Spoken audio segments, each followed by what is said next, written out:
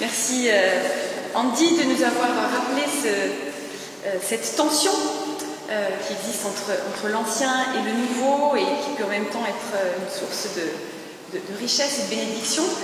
Cette tension entre l'ancien et le nouveau, nos frères et nos sœurs catholiques la connaissent bien. Mais voilà, il y a aussi en ce moment en France, dans l'Église catholique, des expériences de réveil, des expériences justement de kairos qui sont bien saisies. Donc je suis heureuse d'accueillir maintenant notre deuxième invité, qui est le père David Gréa. Voilà, donc prêtre de l'Église catholique, le curé qui a le vent en poupe, le vent du Saint-Esprit bien sûr. David est donc prêtre à Lyon. Il a eu d'abord un ministère auprès des étudiants dans le diocèse de Lyon, et puis il a été ensuite appelé par l'évêque pour revivifier ou redynamiser le tissu paroissial de l'église du quartier de Confluence à Lyon, qui est un nouveau quartier, qui a été complètement renouvelé. Et donc il a été nommé notamment dans la paroisse Sainte-Blandine, et il a travaillé vraiment avec succès à cette revivification du tissu paroissial. Il a aussi contribué à développer un projet de maison des familles en lien avec sa paroisse, une maison des familles ouverte sur la ville avec de l'accompagnement des couples et des familles. Voilà, donc merci à lui d'être venu jusqu'à nous. Il y avait quand même pas mal de grèves, donc merci au Seigneur que son train ait été maintenu, et il va nous parler en fait justement de ce kairos, comment recevoir la vision. Merci de votre confiance. Justement, en fait, j'ai pas eu mon train, j'ai pris un autre train. Comme quoi, l'important c'est de savoir où on va, et après on compte sur Dieu pour les moyens. En effet, je suis prêtre depuis l'an 2000, et là où je suis, donc à la Confluence à Sainte-Blandine, ça fait 3 ans plein que j'exerce mon ministère là, à mi-temps jusqu'à maintenant, parce que donc je suis aussi l'aumônier de l'université catholique.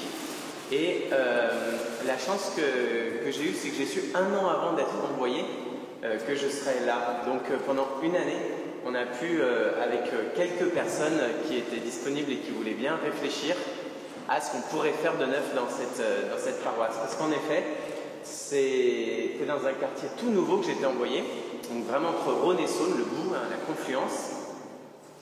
Et la paroisse qui était là avait été vivante et puis vieillissait. Il y avait beaucoup moins de monde, peu de propositions, et ce qui permettait de faire du neuf sans avoir à affronter forcément beaucoup d'habitudes ou de personnes trop ancrées dans leur rôle ou dans leur place. L'enjeu de faire du neuf, c'était aussi d'accepter, comment dire, de changer de façon de voir, parce que dans l'Église catholique, donc souvent en fait on sait ce qu'on a à faire, c'est-à-dire que nous on donne les sacrements pour en vivre, et voilà, c'est tout. Enfin, j'exagère un peu, mais je vais faire plein comme ça d'approximations ou de caricatures. Mais c'est vrai qu'il y a un peu de ça finalement. On a des sacrements qui nous endorment, c'est-à-dire comme on sait qu'on va recevoir l'Eucharistie, c'est super quoi, ce qui nous attend dimanche, ça va être génial, et la semaine, je fais autre chose. Je ne cherche pas forcément à avoir une vie eucharistique, si on peut dire. Et on peut dire ça pour plein de choses. Alors comment faire pour que des qualités, des dons, des grâces de notre histoire ou d'aujourd'hui ne soient pas des occasions de s'endormir? Donc ça parle, j'aurais dû parler avant, je pense, de la question du réveil. Et alors pour répondre à la question qui m'a été suggérée, donc recevoir la vision, je vais d'abord faire une précision de vocabulaire. C'est parce que derrière les mots, on peut mettre différentes compréhensions, différentes significations. La vision, ici, quand j'emploie ce mot-là, c'est vraiment en termes de visée, d'horizon. C'est-à-dire que c'est quelque chose d'inaccessible mais qui oriente, qui détermine notre regard, qui détermine la marche. Donc ça rend quelque chose de désirable, c'est une vision particulière, c'est orienté vers quelque chose qui nous unit. Donc on voit la vision que Jésus déploie dans le Nouveau Testament, on l'a entendu encore dans les Actes des Apôtres récemment, pendant 40 jours, Jésus ressuscité a parlé du royaume à ses disciples. Autrement dit, il sait leur parler, il sait poser les actes, il sait leur donner une motivation, une vision qui fait qu'ils vont se lever, ils vont se mettre en route et ils vont drainer des gens à leur suite. Pourquoi ? En faisant comme Jésus lui-même a fait. Comme il a une vision, il peut emmener des gens derrière lui. Ensuite, il y a le but. Le but, c'est, on va dire, la trajectoire qu'on se donne dans l'optique de cette vision. Donc à 5 ans, à 10 ans, à 15 ans, qu'est-ce qu'on veut faire, qu'est-ce qu'on veut développer. C'est atteignable, c'est quelque chose qu'on peut atteindre. Et puis les objectifs qui sont les moyens qu'on se donne et qui se quantifient, ceux-là qui sont mesurables. Donc c'est à partir du moment où on accepte ces définitions, encore une fois qui peuvent être remaniées, on peut aller un cran plus loin. Vous savez, ce qu'on entend souvent, c'est qu'il n'y a pas de recette. C'est-à-dire qu'il y a une sorte de schizophrénie, c'est-à-dire que vous entendez n'importe quel responsable d'église ou quelques personnes qui s'engagent vraiment disent « mais oui, bien sûr, il n'y a pas de recette, on s'excuse de réussir quelque chose ». Vous voyez ce que je veux dire ? Non, en fait, c'est comme quand on dit aussi c'est quand même super une église en croissance, quand il y a du monde qui vient. On dit « oui, mais c'est pas le seul critère ». Même enfin, le critère inverse, il est quand même pas fun, quoi. Hein, une église qui se vide. Donc il y a quand même un modèle, il y a quand même quelque chose. Oui, il y a des recettes en fait. Alors pourquoi est-ce qu'on refuse d'aller dans ce sens-là ? C'est parce que, évidemment, il ne s'agit pas de faire du copier-coller, mais gardons l'idée de la recette. Franchement, le bon plat maison, vous voyez ? Le bon bouchon lyonnais, je ne sais pas si vous connaissez, mais c'est super. C'est-à-dire que vous prenez le plat international des pâtes, ou national ou régional, et là, c'est vos parents qui le font comme vous aimez, quoi. Ça a juste une saveur unique. Donc il y a bien une recette pour tous, et puis après une manière particulière de l'appliquer. En effet, la manière particulière, ça ne s'impose pas à tout le monde. C'est parce que dans notre jardin, il y a une plante qu'on s'est cultivée comme personne au monde, ça fait une saveur unique. Mais la recette, elle est là. En tout cas, elle nous est donnée. Ce qui est original, c'est que la recette, en réalité, dans l'Église, elle passe non pas par des choses à faire absolument, mais par des questions à se poser absolument. Donc ce qui va nous motiver, ce qui va faire qu'on bouge, c'est qu'il y a un zèle en nous et des questions qu'on se pose. Et c'est ce que je veux proposer de suivre un peu à partir de l'expérience qu'on a eue à Sainte-Blandine. Comment discerner la vision pour la recevoir ? Dans Jean au chapitre 15, Jésus dit « Ce n'est pas vous qui m'avez choisi, c'est moi qui vous ai choisi. Et je vous ai établi pour que vous alliez, que vous portiez du fruit et du fruit en abondance. » On voit que c'est Jésus qui est à l'initiative ici, donc tout commence par la prière. Ça paraît idiot de le dire, mais comment on prie à ce moment-là ? Comment est-ce que nous prions pour recevoir la vision de Dieu ? Vous savez, ça c'est parfois difficile de prier parce qu'on est habitué. Vous voyez, par exemple, on arrive dans des églises, on met une musique et tout de suite les gens ils prient. Je ne sais pas comment ils font, j'y arrive pas. C'est pas possible. Pour moi, impossible comme ça.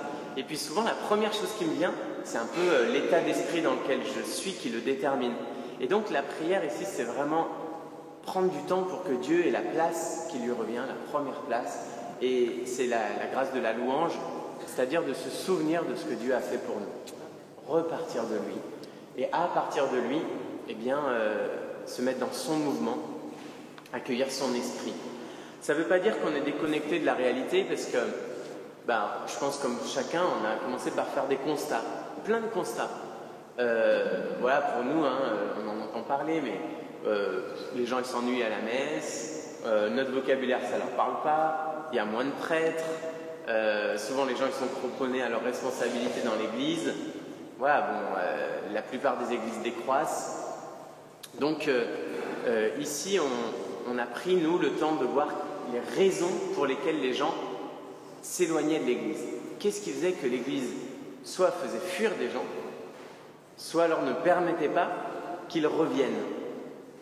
Le paradoxe, par exemple, c'est qu'on a vu que peu de laïcs avaient conscience de la grande grâce du baptême. C'est-à-dire que les textes du magistère, pour nous, par exemple les encycliques ou des exhortations des papes, sont très encourageantes pour l'engagement des laïcs. Mais dans les paroisses, on a l'impression que ce n'est pas du tout impacté. Donc là, je prends presque le contre-pied de ce qu'on entendait tout à l'heure, c'est-à-dire, ici, les textes du magistère, du concile, il y a une exhortation qui s'appelle Christi Fideles Laici, qui dit, mais allez-y, quoi, en vertu de votre baptême, vous avez à changer ce monde, à changer l'Église, prenez votre place, il faut que votre foi transforme ce monde. Et puis, non, ça ne passe pas dans les églises, ça va être local. Donc c'est presque l'inverse ici. On voit une église qui dit, mais qu'est-ce que vous attendez? Puis les gens qui disent, bon, de toute façon, l'église, c'est sclérosant. Vous voyez? Alors on sent bien qu'il y a une conversion à opérer par des propositions nouvelles à faire aussi. Alors, ces constats-là, une fois qu'ils nous ont permis dans le réel et de réveiller notre zèle, ils nous permettent de voir dans quel quartier on est, dans quel contexte on est, quelle est la situation, l'histoire de notre paroisse, leurs forces et leurs faiblesses. Ensuite, on a des aspirations profondes, fondées sur des expériences qu'on a eues. Nous, on avait monté des soirées qu'on appelle Lyon Centre. En fait, comment mettre la louange au cœur de notre vie paroissiale et non pas des activités. On avait déjà une vie fraternelle très forte dans cette paroisse. Et puis, on a essayé de rêver. Alors ça, c'est le constat. C'est que, pourquoi il y a besoin d'une vision? Parce qu'on ne sait pas rêver. Je vous donne l'exemple. On était 13-14 à monter ce projet. Un jour, le laïc qui conduisait nos réunions, il dit, bon, là, on va prendre un quart d'heure. Je vous donne tous les millions que vous voulez, le temps que vous voulez, les ressources que vous voulez. Rêvez l'Église. Feuille blanche, allez-y. On prend un quart d'heure. Et au bout d'un quart d'heure, chacun dit ce qu'il a trouvé. Rien de neuf. Rien de neuf. Incroyable. En fait, on faisait tout la même chose, mais un peu mieux. Vous voyez? On ne sait pas rêver, en fait. On reproduit toujours ce qu'on connaît. D'où l'importance de ce qu'on appelle le benchmark, quand font les entreprises, d'aller voir ailleurs, de sortir. Il y a des églises qui bougent, allons voir pourquoi elles bougent. Il y a des églises qui vivent de l'évangile, allons voir pourquoi elles vivent de l'évangile. Parce que nous, on croit qu'on vit de l'évangile. Vous voyez, tout le monde croit. Moi, quand je dis, il y a des gens qui viennent et disent, mais qu'est-ce que vous faites de neuf? On dit, on fait des trucs plus fraternels. Ben, nous aussi. On donne la place aux laïcs. Ben, nous aussi. On essaye de vivre l'évangile. Ben, nous aussi. Ben, retournez chez vous, alors. On fait tout la même chose, mais il y a des églises qui décroissent et d'autres qui croissent. Qu'est-ce qu'il y a de particulier? En fait, on ne peut pas penser à partir de soi. Il faut vraiment aller voir. Qu'est-ce qu'il y a de nouveau? Comment on peut faire autrement? Qu'est-ce qui bouge? Où l'esprit souffle? Allez le voir si vous voulez vraiment que la vision vous soit donnée. Oui, il y a des recettes, il y a des modèles qui sont là pour nous inspirer. Alors, une fois qu'on est arrivé là, c'est pas un truc à suivre comme démarche, mais c'est à ce moment-là seulement qu'on a ouvert la parole de Dieu.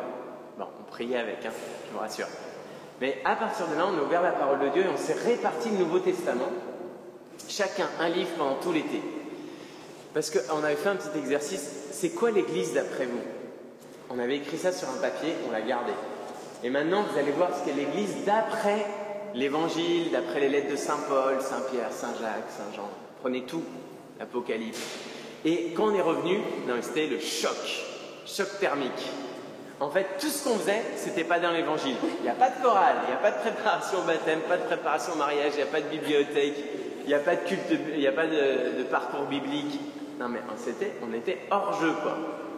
Donc c'était l'angoisse. Et on a vu qu'il y avait besoin de déstructurer, vraiment de déconstruire tout ce qu'on avait comme image pour construire à partir de l'image de Dieu, de la vision de Dieu. C'est un vrai choc, honnêtement. On s'est aussi inspiré, on a été jusqu'à Los Angeles, on a lu le livre de Rick Warren qui nous a donné beaucoup à réfléchir, donc motivé par l'essentiel, une église motivée par l'essentiel. Et nous-mêmes, on s'est arrêté sur le chapitre 10 de Luc, avec l'envoi des 72 ou 70, ça dépend de la traduction. Donc la mission, vous avez l'exultation de joie par Jésus, donc la louange. Vous avez le fait qu'ils sont envoyés 2 par 2, cette fraternité qui nous est donnée. Aimer Dieu et son prochain, qui est là. Et puis le bon samaritain, on a le service. Et puis la croissance spirituelle, Marthe et Marie, Marie qui est au pied de Jésus, qui a choisi la meilleure part, elle écoute la parole. Après ça, c'était important de déterminer à qui on voulait s'adresser. Donc Pierre et Paul, vous savez, n'ont pas la même mission. Pierre, il est envoyé aux Juifs, Paul aux païens. Et nous, dans notre paroisse, dans notre communauté, Dieu nous envoie vers qui?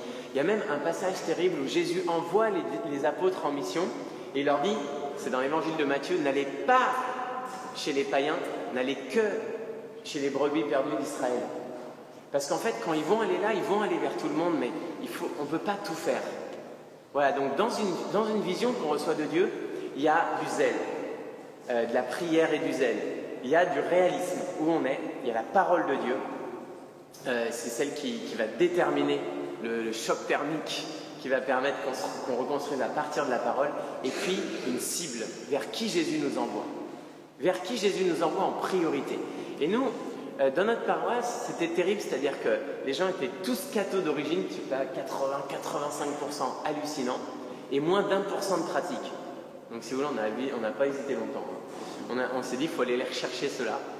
Et depuis qu'on le fait, on a changé notre vocabulaire, on a changé notre façon de présenter les choses, notre déco, notre façon de prier, notre façon de prêcher. Et donc l'église, d'un coup, elle s'est remplie. C'est-à-dire qu'on est passé de 170 personnes les jours de fête à 1200, 1300 personnes les jours de fête en 3 ans. En fait, ça augmente d'un coup. Mais nous, on ne fait rien. Enfin, vous avez compris. On essaie juste d'être cohérent par rapport à cette vision que Dieu nous donne. Et le plus étonnant, c'est qu'on a 18 personnes en ce moment qui se préparent au baptême, dont plusieurs qui ne sont pas de tradition chrétienne. Pas du tout notre cible. Vous voyez ce que je veux dire? Quand on suit sa cible, ça rayonne auprès des autres. Mais si vous voulez aller vers tout le monde, ça veut dire que vous n'avez pas de vision. Vous voyez, c'est important ça de bien reconnaître. Quand on reçoit une vision, on va vers les gens vers qui Dieu nous envoie. Et après, c'est l'œuvre de Dieu d'aller chercher les autres. Chacun son job. Et il le fait bien en plus. Alors, parce que j'essaie de rester dans les temps, j'ai mis mon petit décompte. Ici, ce qui était intéressant, c'est qu'après, il fallait encore prier. Voilà. Il fallait prier pour partir de Dieu et prier pour être sûr de rester dans la vision de Dieu. En ce moment, vous savez, le mois de juin, c'est terrible parce qu'on fait le bilan de l'année, le projet pour l'an prochain, les gens qui partent, les gens qui arrivent, etc. Et nous, en ce moment, on remet tout en cause. Pas parce qu'on a envie, mais parce qu'on cherche ce que Dieu veut pour nous. Et donc, on a fait des trucs qui marchaient super bien cette année. Vous savez quoi? On n'est pas sûr de les reconduire. Pas du tout. Et ce qui m'étonne, c'est que dans les leaders, les gens les plus engagés, il n'y a pas de stress. C'est incroyable, non? Enfin, moi, j'en reviens pas. Je vous dis franchement, je suis admiratif de ces chrétiens-là. Ils n'ont pas peur parce qu'ils savent qu'on va là où Dieu nous mène. Donc, pas d'angoisse. Peut-être que l'an prochain, je ne vais pas continuer ce super truc que je faisais et que j'aimais faire. Non, parce que, en fait, j'aimerais autre chose. Je ferais autre chose et j'aimerais ce que je vais faire. Parce qu'on fait ce que Dieu veut pour nous. Et alors, ici, bien sûr, il fallait aussi se laisser interpeller par les personnes. Donc, moi, il y a un couple qui vient se préparer au mariage. Franchement, c'est rare aujourd'hui que les gens n'aient pas une motivation spirituelle. Mais alors, eux, c'était grave, quoi. Elle qui était chrétienne, elle s'en foutait du mariage. Et lui qui n'était pas chrétien, il voulait absolument se marier à l'église. C'est pas croyant. Et peu à peu, dans la préparation au mariage, ils se sont convertis. Et alors, moi, j'étais là comme vos pasteurs et je dis aux gens, mais voilà, on a 2 jeunes là, de 24-25 ans, chefs d'entreprise, ils sont fun, ils sont sympas, ils ont la pêche. Ils arrivent dans l'église, c'est quoi leur place? Qu'est-ce qu'on a de super à leur proposer? Pourquoi on vient à l'église? On va leur faire du caté, balayer l'église. C'est quoi le trip? Vous voyez? Mais pourquoi on va venir? Qu'est-ce qu'ils vont? On va faire un culte génial. Putain, tous les dimanches. Non, au début, tu es content, mais la deuxième année, tu fais c'est toujours les mêmes chants, quoi. Tu vois? Donc, en fait, c'est quoi le but d'aller à l'église?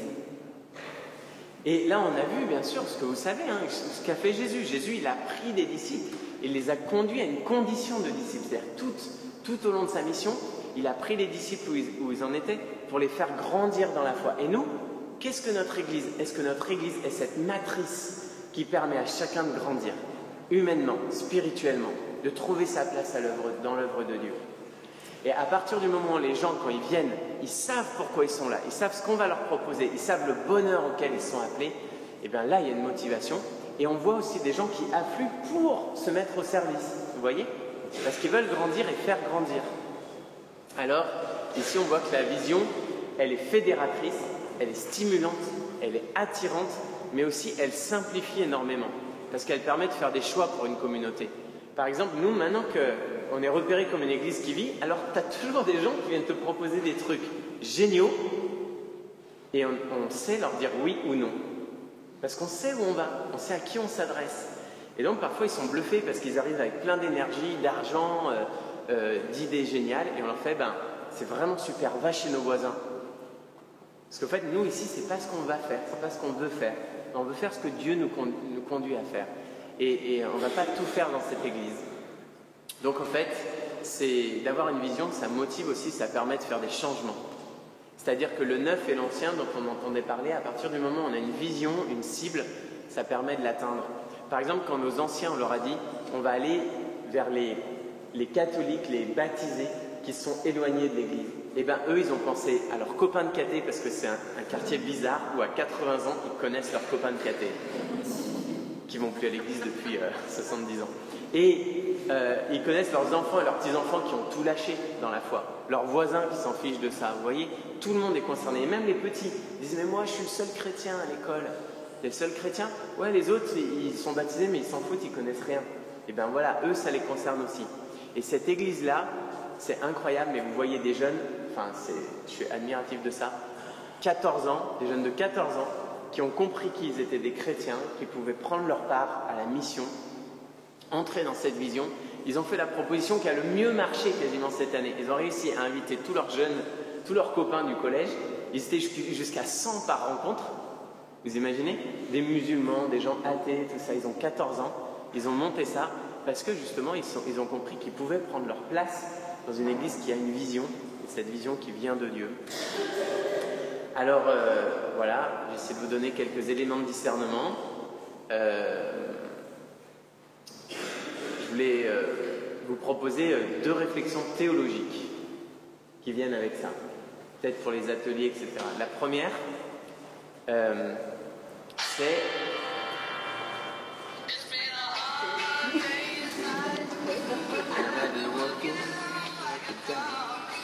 Donc là, c'est fini mon temps. Donc les 2 questions théologiques, la première, c'est est-ce que Dieu a vraiment une volonté? Parce qu'en fait, il y a un courant, donc là je vous parle de mes discussions avec mes amis, il y a un courant libéral qui dit Dieu a une volonté, il a envoyé son Fils, il nous a sauvés, maintenant c'est à nous de bosser. Donc ne croyez pas que Dieu a une volonté pour nous aujourd'hui. Ne croyez pas que Dieu vous dicte ce qu'il faut faire. Non, en fait, vous prenez votre source dans l'Évangile, vous vivez avec la foi de nos anciens et vous essayez de vivre avec foi dans ce monde. Et vous faites comme vous pouvez, vous discernez en effet dans le contexte qu'est-ce qui est le plus proche de l'Évangile, mais Dieu n'a pas d'autre volonté que celle qu'il a accomplie en Jésus-Christ. C'en est fini aujourd'hui d'une volonté de Dieu qu'on peut discerner, c'est-à-dire comme d'une vocation si vous voulez. Et puis l'autre extrême, on pourrait dire, c'est le fondamentalisme.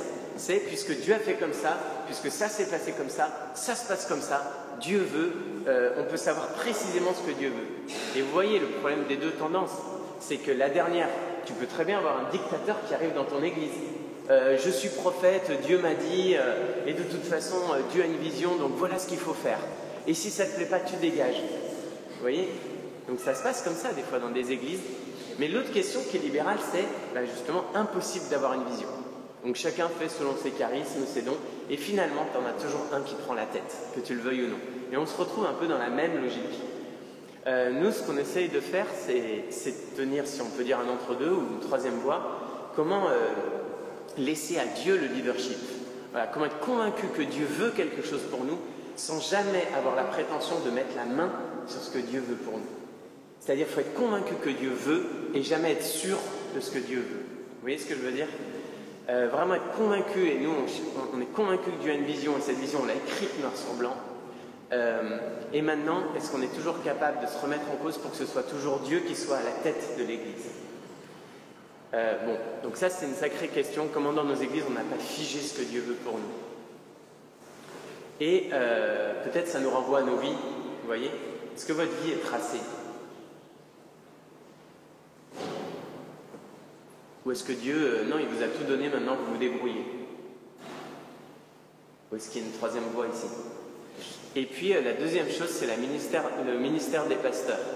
En fait, bon là, je vais vous donner l'exemple de l'Église catholique, mais nous on a une vision très cléricale, c'est-à-dire que si je prenais un exemple, ça c'est ma paroisse, et bien en fait le curé il est responsable de toute la paroisse. Mais comme elle grandit par exemple notre paroisse, ou comme il n'y a pas assez de prêtres, on n'en peut plus, donc on délègue. Vous voyez, on délègue. Et donc on a des laïcs au service de notre ministère. Et donc ils se comportent comme nous, comme des chefs. Et ils font sentir leur pouvoir, comme nous, à ceux qui dirigent, vous voyez, pour leur bien. Et en fait, là, aujourd'hui, il y a une autre vision qu'on essaie de mettre en œuvre, et on a la chance d'avoir un pape qui nous y invite fortement, c'est-à-dire de considérer que le ministère du pasteur, il est tout petit. Vous pouvez le mettre au centre si ça vous rassure. Et il est tout petit, mais il est essentiel. C'est-à-dire que s'il n'y est pas, l'Église, elle ne tient pas. En revanche, il est tout petit, c'est-à-dire que l'œuvre de Dieu, c'est ça, et non pas l'œuvre du pasteur. Vous voyez? Et donc tous sont au service de l'œuvre de Dieu. Et si on voit que le pasteur, c'est pas lui le chef, mais c'est lui qui garantit la vision, parce qu'il a envoyé pour un ministère particulier, et bien c'est pas lui qui est en dernier recours à la bonne parole, etc. C'est lui qui, avec son ministère, contribue à la vision à laquelle tous contribuent par leur ministère. Et ce qui fait qu'on est tous à l'œuvre de l'œuvre de Dieu. Et ça, je pense que c'est une réforme qui est nécessaire. Alors, comme je vous disais, on a la chance d'avoir en ce moment le pape François qui nous y invite vraiment, et je pense qu'il permet qu'il y ait du neuf qui s'inscrive ainsi dans l'ancien, mais ne croyez pas que c'est nouveau. Benoît XVI, il a dit par 2 fois, il faut arrêter de considérer les laïcs comme des collaborateurs du clergé. Il faut les considérer comme des co-responsables de la mission de l'Église. Vous voyez? Donc c'est pas nouveau en fait, mais nous on est bornés. Par exemple, on se dit bon, lui il est tradis, ce pape, donc il ne doit pas dire des trucs intelligents. Mais en fait non, pas du tout, il est aussi inspiré, il disait des choses comme ça. Mais nous on a du mal à changer, parce que ça veut dire, si on veut réformer une église, il faut se réformer. Si on veut que l'esprit conduise une église, il faut que l'esprit nous conduise. Vous voyez, mais nous on résiste, plus qu'une institution encore, nous on résiste, on ne veut pas changer. On a le cœur habitué, on a le cœur vraiment enfermé dans ce qu'on a connu. Je ne sais pas si vous avez déjà vécu une grande conversion. Eh bien, le problème, c'est que si dans 10 ans vous témoignez, que vous racontez encore cette grande conversion, c'est que vous avez arrêté l'esprit de vous convertir, vous voyez. Non, l'esprit veut vous faire une grande conversion encore aujourd'hui dans votre vie. Et alors, pareil, c'est la même chose qu'il fera dans l'Église. Mais nous, il faut qu'on se laisse chacun accepter de recevoir cette vision de Dieu, et pour notre vie, pour notre Église. Alors voilà, je terminerai simplement avec une citation. C'est la fin de l'évangile de Marc. Ils s'en allèrent prêcher en tout lieu, le Seigneur agissant avec eux et confirmait la parole par les signes qui l'accompagnaient. Les signes, ils sont là, l'Église est en croissance. Dieu n'a pas cessé de nous communiquer sa vision. À nous maintenant d'être dociles à ce qu'il veut faire pour chacun de nous et avec nous ensemble.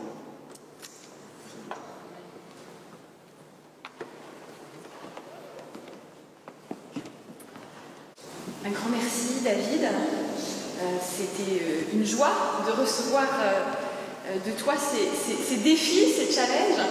C'était bon aussi, je le dis parce que je pense qu'on est très majoritairement protestants, c'était bon d'entendre ces constats de départ où on se disait « Ah oui, c'est pareil chez nous !» Donc on veut bien partager les constats de départ, on veut bien partager aussi la vision, le zèle et tout ce qui va avec.